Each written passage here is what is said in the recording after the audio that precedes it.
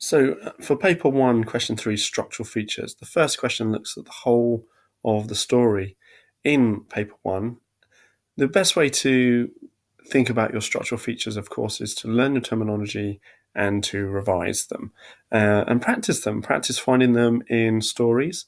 But a good way of doing that, and aside from the reading, is films and narratives. So short stories and novels, extracts are brilliant, of course, and should be preferenced, but also TV dramas and films and YouTube for film clips are equally as advantageous, really, to your learning.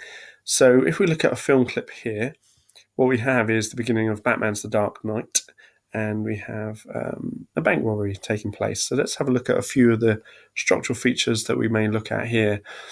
Now, the first thing you do in your answer is to give a brief summary in the first paragraph of the story overall.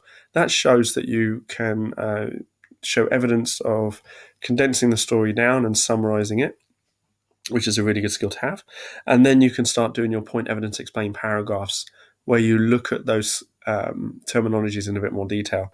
But if we run through this clip here, we'll see some of those structural features taking place. So in the first one we have is the beginning. And in the beginning here, we are focused on introduction to a new character who is one of the bank robbers. And as we play the scene, we can start looking at those features. So, of course, we zoom in here on the back of a character, but more importantly, we zoom in on the mask, and the mask is of a clown. And as the scene plays out, we'll have a very prevalent juxtaposition of clowns, innocent and fun, juxtaposed with violence, of course, with the bank robbery itself. We zoom out of the building to zoom in inside the car, and we have introduction to new characters. We have dialogue now. The car is driving really fast to get to its destination of the bank, so we have pacing. As the scene plays on, we get many different structural features. So we go from outside in the expanse of the outside into the change of topic scene, straight inside. The pacing and the tension increases as the gunshots fire into the roof, as the security guard is taken hostage alongside the people who are in the bank and the staff themselves. And it's clear as the scene goes on that these bank robbers are in control. They are good at their jobs, but they also turn on each other as this character, the Joker, promises them more money for doing so. So there's no loyalty amongst the thieves. They work well together. Once their job is done, they will execute each other, which is a big plot twist. Okay, we won't look at all of them today, but what we'll look at is the importance of them. So as you go through, think about your structural features. What terminology is being used? Why is it positioned in that part of the story? Okay, so in your point, your terminology, your evidence is lots of short quotes to prove it, and you've got to focus on your explanations of why.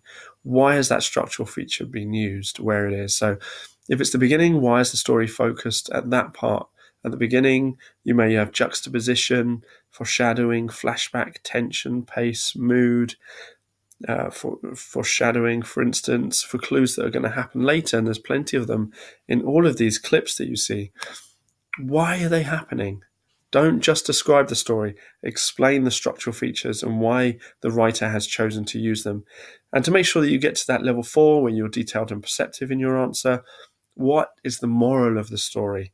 What is really going on in the story? Not just the story itself and how the writer has crafted it, but what are the themes and the concepts that the writer is trying to translate from the page, or in this case, the screen, across to you as the reader or audience member. So, to practice your structural features, read a lot and watch a lot of films as well. Okay, no one said revision has to be too boring. So keep reading, keep writing, so you can use those and practice those for question 5, but also keep watching clips. They're just as important to you.